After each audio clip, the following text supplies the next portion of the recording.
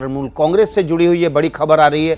तृणमूल कांग्रेस ने एक बार फिर से बाहरी और बंगाली का मुद्दा उछाल दिया है। टीएमसी सांसद सौगत रॉय ने कहा है कि पीएम मोदी और अमित शाह बाहरी हैं। उन्होंने कहा कि बीजेपी बाहरी लोगों को लाकर हम पर दबाव बनाना चाह रही है। तो एक बार फिर से टीएमसी की तरफ से बाहरी बनाम भीतरी के मुद्दे को हवा दी गई है।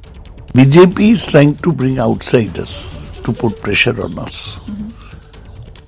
The outsiders include Prime Minister Modi and Home Minister Amit Shah.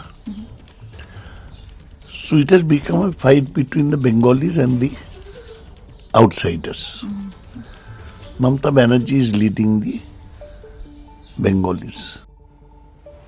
हमारे साथ इस मसले पर बातचीत करने के लिए ग्राउंड जीरो से हमारी संवाददाता मनोज्ञा लोईवाल जुड़ गई हैं। मनोज्ञा, मुझे याद है जब हमारा कॉन्क्लेव बंगाल में चल रहा था तब आपने बाहरी और भीतरी वाला सवाल पूछा था, लेकिन एक बार फिर से बंगाल में टीएमसी की तरफ से बाहरी और भीतरी का मुद्दे को हवा दी गई है।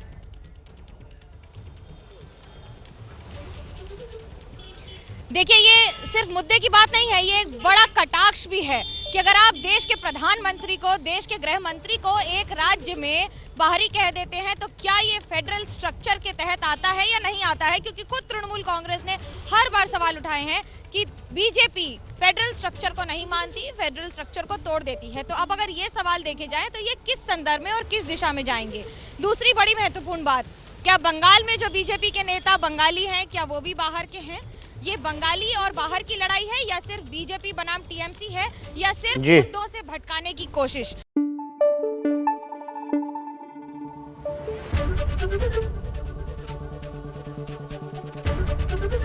एबीपी न्यूज आपको रखे आगे।